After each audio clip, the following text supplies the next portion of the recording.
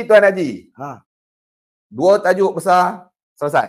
InsyaAllah. Ada 2 tajuk kecil. 1.5. Ada. Ada 1.5 start tajuk. Tak bagi Chan langsung. 1.5 saja. Baik, baik. Saya nak Haji, ini pasal Haji tengok tadi saya duk pegang phone. Jadi kepada Mamu Karim, Pak Haji, Pak Abu semua tu janganlah duk hantar WhatsApp kat saya, duk tanya soalan kat WhatsApp. Kesian Tuan Haji, pukul 1 pagi lagi tak habis lagi. Jadi soalan Pak Haji, soalan semua tu kita simpan minggu depan untuk tanya dengan tajuk yang sesuai. Hari ini Pak Haji tanya tadi WhatsApp saya tadi itu agak tidak kena dengan tajuk, jadi kita simpan minggu depan Pak Haji. Pak Haji tahu saya janji minggu depan saya tanya pada Tuan Haji. Okey Tuan Haji. Saya. Baru-baru ini pun viral, riuh rendah satu Malaya. Okey, berkaitan orang kanan Anwar juga. Setiausaha politik kanan. Saudara Samsul Iskandar. Ya, ya. Yang bercerita dalam satu temu bual, kononnya ketika keputusan pilihan raya tersebut ada 800 lebih undi rosak, sedangkan dia kalah dengan 348 undi. Dia mendapat panggilan telefon daripada individu bernama Anwar Ibrahim. Sama ke yang Perdana Menteri? Itu yang saya nak tanya tu. Pelanduk dua serupa kot. Individu yang betul sebelum tu belum PM. Ketua pembangkang waktu tu. Baik. Mendapat panggilan telefon daripada Anwar Ibrahim. Jangan buat perkiraan semula. Itu lebih kurang yang saya faham. Jadi benda itu ramai pihak lah. Ini petikai sana, version sana, pemimpin-pemimpin dalam parti UMNO, version pemimpin. Jadi rakyat dah pun keliru. Yang mana satu ni betul? Bagi saya, soalan saya nak tanya Haji, adakah asas perundangan daripada cakap tersebut bolehkah nak gegar SPR tu lagi? Silakan Tuan Haji. Satu soalan ataupun isu yang penting sebab perkara ini dibangkitkan oleh pegawai kanan Anwar sekarang. Dia apa jawatan dia sekarang? Setiausaha politik kanan. Jadi perlu kita jawab. Pertama sekali dari sudut perundangan dan perlembagaan. Jika pun apa yang dikatakan oleh Syamsul Iskandar itu tepat ataupun tidak tepat sekalipun, dia tiada kaitan dengan konsep perundangan SPR. Okey. Sebab apa? SPR dia bertanggungjawab mengadakan pilihan raya. Which dia dah buat PRU 15. Dah undi, orang dah pergi undi, masa mengundi tamat, tutupnya peti undi, dibawa ke tempat pengiraan undi, undi dikira, dijumlahkan dan dimaklumkan kemudian, dan seperti yang ditekan jumlah yang dikalah 346 dan 348 dan undi rosak lebih kurang 800. Jadi pada masa itu dalam keadaan macam tu, pilihan adalah pada calon. Adakah awak hendak minta pengiraan semula sebab jumlahnya kecil, 300 lebih. Jumlah peratusan kepada pihak yang telah undi kecil.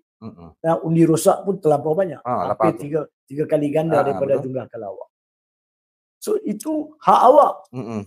So kalau dia kata Anwar yang minta dia dan dia tak laksanakan, maka dia yang tak laksanakan. Dia calon. Apa sebab sekalipun dia tak laksanakan, dia tak boleh sekarang tuding jari kepada SPR. Kalau pada masa itu dia laksanakan tanggungjawab dia, mungkin SPR membuat pengiraan semula. Tapi dia tak minta.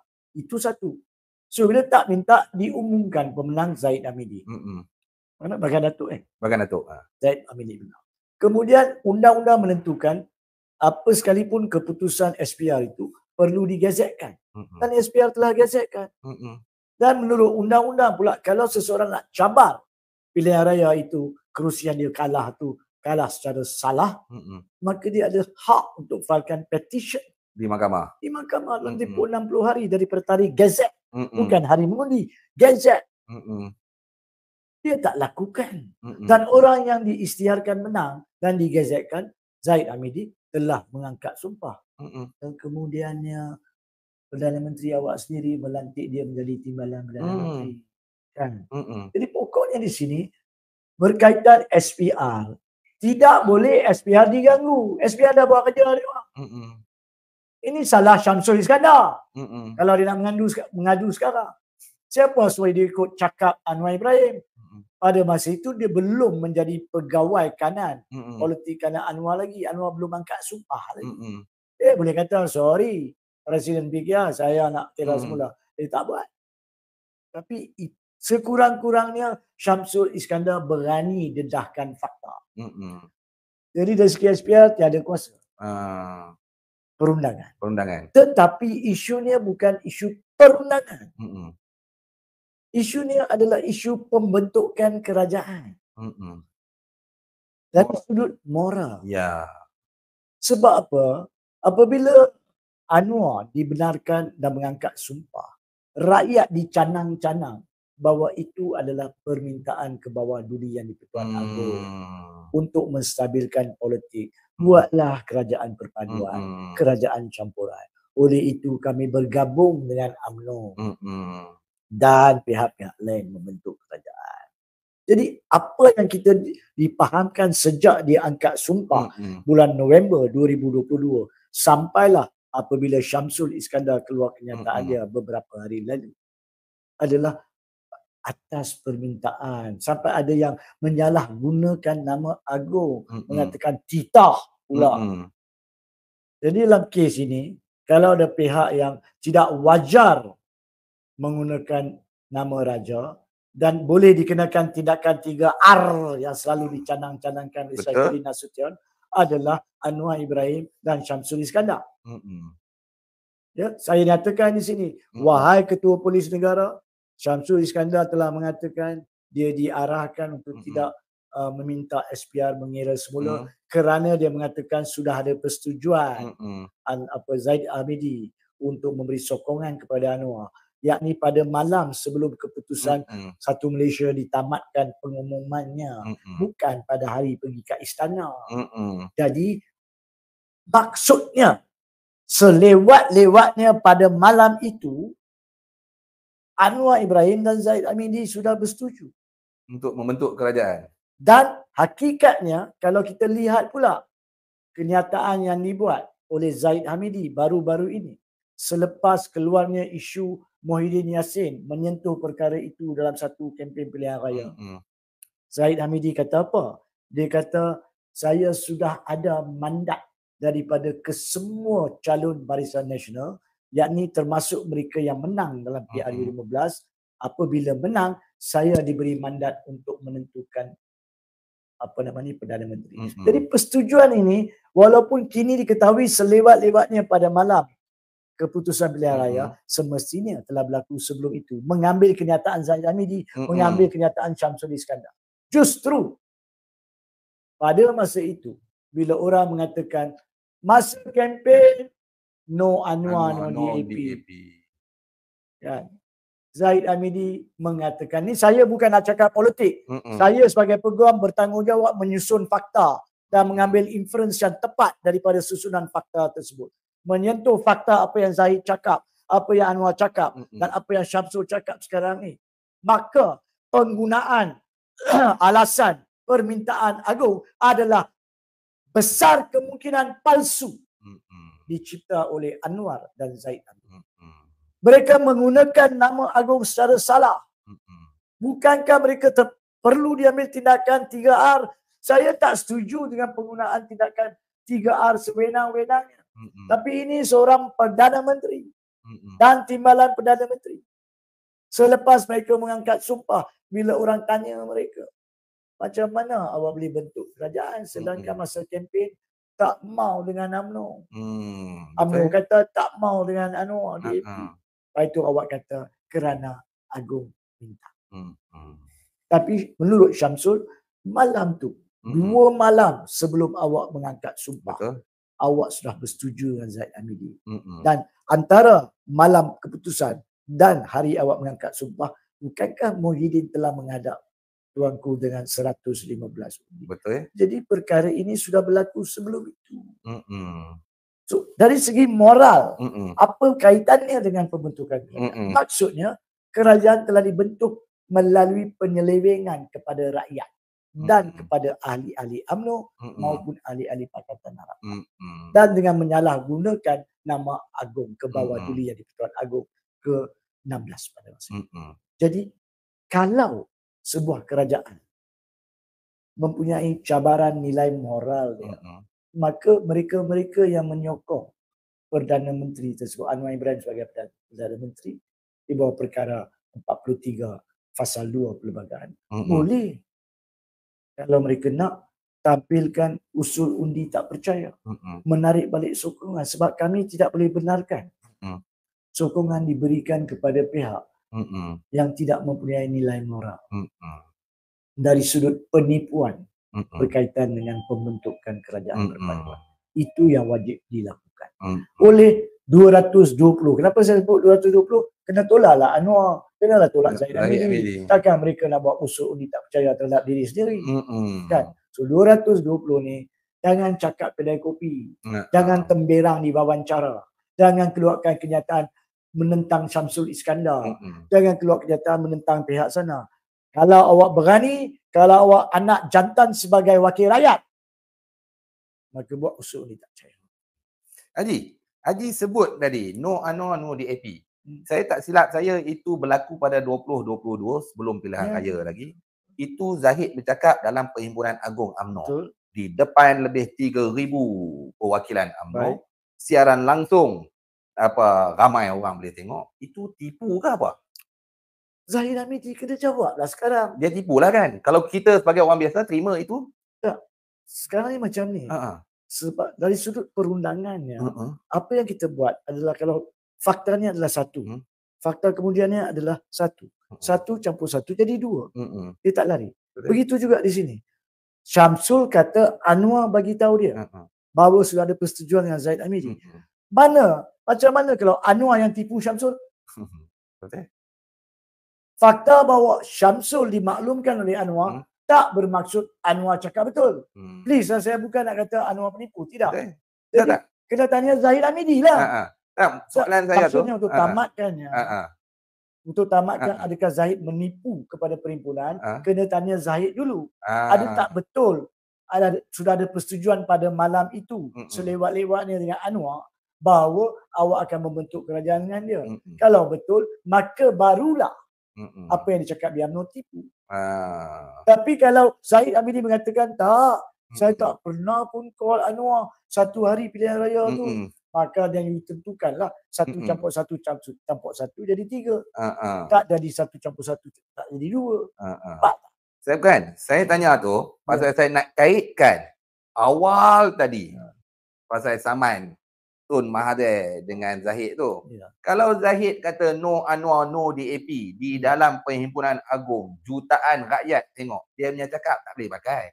Jadi sama juga dalam kes tu pun. Tapi itulah dia. Sebagai peguam, saya tidak boleh kata cakap Zahid Hamidi tidak boleh pakai terus. Sebab setakat ini Syamsul mengatakan apa yang Anwar cakap kat dia. Itu Syamsul yang cakap. Betul. Pergi tanya Zahid Hamidi.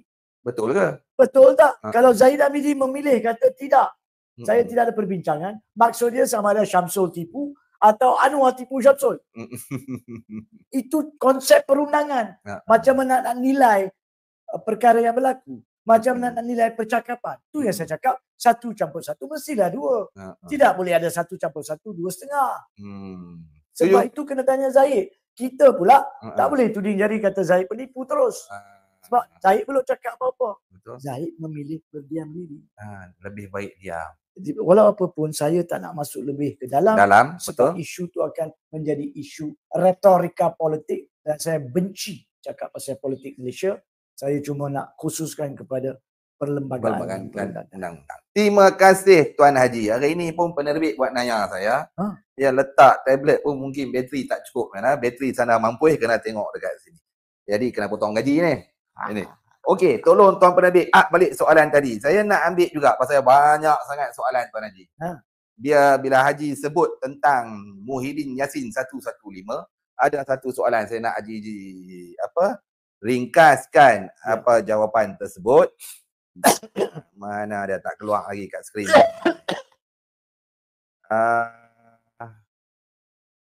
Apa nama ni? Burhanuddin.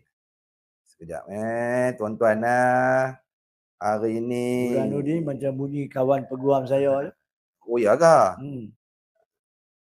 Ni leceh betul ya. Memang confirm berapa persen kalau orang tolak gaji ya? Orang potong gaji dulu berapa persen? 99%. 99% Okey, mungkin sebab delay. Sebab delay biasalah. Dia kalau live tuan-tuan tengok di sana, di sini dia agak delay 5 atau 10 second daripada. Tapi kalau dia potong 99%, awak kena potong 199%. Sebab awak punya sebab laptop tab tu dah hilang.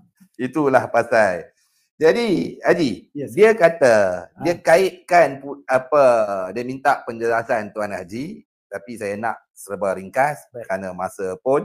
Katanya Baharudin Kasim, Assalamualaikum, nak tanya apa bezanya bila Tan Sri Muhyiddin Yassin dalam kes SD 115 didakwa, tapi bila Samsul dedarkan hal berkaitan tak buat recount vote dengan Bagan Datuk tapi tak didakwa. Mohon pencerahan Tuan Peguam. Tak, saya rasa minta maaf Saudara Burhanuddin. Ada kekilafan kepada asas soalan tersebut. Okey. Awak tak boleh mengatakan bahawa Muhyiddin didakwa berkaitan dengan SD 115.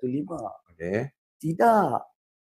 Dia disiasat dan dibawa tindakan berkaitan dengan ungkapan dia mengatakan dalam ceramah bagaimana kebawadulian di Pertuan Agong boleh melantik. Ayat serupa itu mungkin tak tepat ayat yang saya gunakan ni, tapi bukan SD. Sebab itu kita kena tengok isu inti dia. Jangan kita rumuskan betul. Dia tidak dituduh menampilkan SD palsu, tidak. Tidak ada langsung. Minta maaf, betulkan saya salah. Daripada pahaman saya, pertuduhan yang dibawa adalah berkaitan dengan melibatkan institusi diraja, kononnya menurut pihak pendakwa, kononnya mencemarkan nama baik institusi diraja. Bukannya mencemarkan kesucian SD 115 tu. Asas soalan awak salah. Kedua, belum kita tahu pihak polis sudah mengambil tindakan atau tidak terhadap Syamsul Iskandar. Kita tak tahu. Betul. Sebab apa? Perkara ini baru terdedah 2-3 hari lalu. Dan kita tak tahu ada tak orang ramai yang membuat laporan polis. Bila ada laporan polis dibuat, barulah siasatan bermula. Kalau siasatan sudah bermula, maka dia perlu panggil Syamsul Iskandar, dia perlu panggil Anwar dan Zaid Hamidi. Tetapi dia nak panggil untuk apa? Di mana dia?